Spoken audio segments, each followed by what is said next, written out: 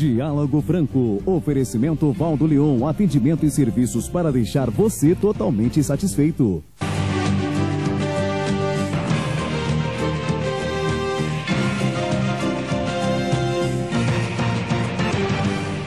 Olá, muito bom dia a todos. E nesse domingo a gente tem a satisfação em receber aqui no Diálogo Franco Dom Carmo João, bispo diocesano de Taubaté, que nos honra com a presença depois de 2 anos e meio. Bom dia, bispo, é um prazer recebê-lo aqui. Nós vamos conversar sobre muita coisa interessante que os nossos telespectadores vão querer saber.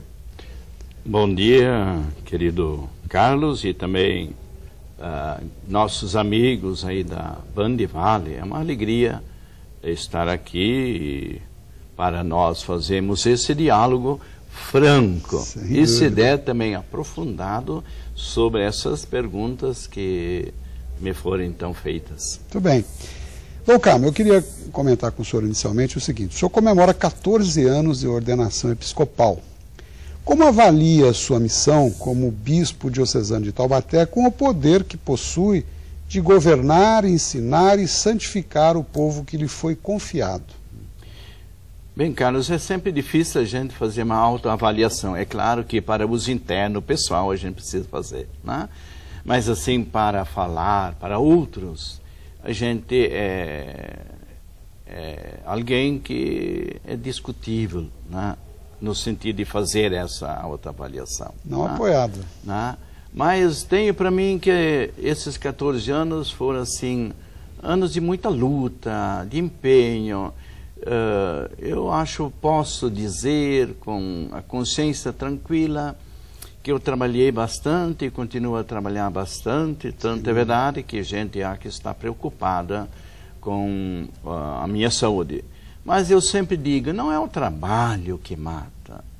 Principalmente se a gente sabe trabalhar com alegria e sabe trabalhar usando talvez um pouco de música clássica, né? Um Beethoven, um Mozart, um Handel, um Chopin, né? Hoje se falou muito na televisão disso, né? Desse grande compositor, né? Mas eu sou mais daqueles que têm essa música clássica e que de orquestra, não só um piano, etc. Então, isso não me preocupa, o trabalho. Eu sou de uma família onde isso é de casa. Eu escutava a mãe quando pequeno. Lá no sul? Lá no sul, sim. Ela falava em alemão, beten, arbeiten und sparen, como diz o alemão, né? Isso é... Traduza, rezar, por favor. Rezar, trabalhar e poupar. E eu sou um pão duro. Né? A fama é essa, Dom Carlos. Sim, sim, mas mesmo sendo pão duro, a coisa às vezes está difícil, como não seria dificílimo ser... então eu tenho que cuidar. Mas voltando ali ao assunto, poder. Para mim o poder é servir. Não tem outra finalidade. Cristo veio para amar e servir. Eu estive entre vós como aquele que serve. E mesmo que eu não consiga imitar direito, mas isso me preocupa.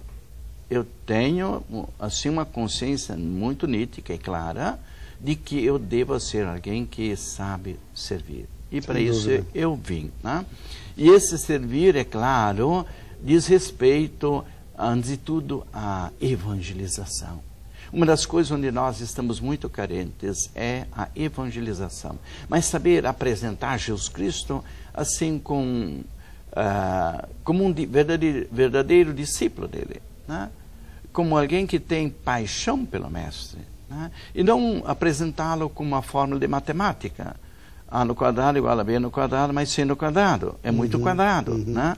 Mas evangelizar é fazer com que outros se sintam atraídos para Jesus Cristo. E é claro que isso não tem a ver só com o verbo e o substantivo, ou seja, citar a Bíblia, capítulos e versículos, né?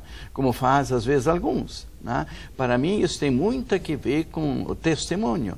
E o Papa Paulo VI deixou isso claro. O mundo de hoje, disse ele, precisa mais de testemunhas que de mestres, e desses enquanto testemunhas. Então, a evangelização. A igreja existe para isso. evangelizar. E aí vem deduções, é claro. Sem dúvida, pelo reconhecimento de todos aqueles que trabalham com o senhor tem alcançado plenamente esse objetivo. A gente é testemunha de que isso é dito permanentemente. Nessa sua linha de raciocínio, eu gostaria de saber do senhor o seguinte: se existe um único e verdadeiro Deus, como é óbvio, por que tantas religiões, Dom Carmo? Por quê? Porque Deus não se impõe. O livre-arbítrio permite isso. Ele continua. E ele é o primeiro a respeitar isso. Né? Isso que é bonito em nosso Deus. Porque tem concepções de Deus que são um pouco diferentes. E por isso nosso é triuno, é uno e trino. Por isso é um Deus de comunhão, de participação. Ele não pode ser um impositor, né? Porque ele é comunhão. O Pai, o Filho e o Espírito Santo são a melhor comunhão que existe. Então, existem tantas denominações religiosas porque cada um, como foi dito, é livre, cada um pode se posicionar, cada um tem a sua impostação teológica ou intelectual, né? Os antigos filósofos diziam que Deus não cuida das coisas sublunares, por exemplo, Aristóteles é um deles, né? E para nós a religião a cristã revelada, portanto ela parte de uma visão bíblica e de uma Bíblia que é interpretada dentro desses 2000 anos que são como que o diapasão desta... Ainda nessa linha, se dá tempo nesse bloco, eu queria saber o seguinte: na sucessão apostólica o bispo é o sucessor dos apóstolos. Porém, atualmente, inúmeras denominações religiosas usam e empregam termos como bispo, pastor, etc. Não tendo eles a sucessão apostólica, como explicar isso ao nosso povo? E se não der tempo até o final, a gente vai para o próximo bloco nessa linha. Pois não.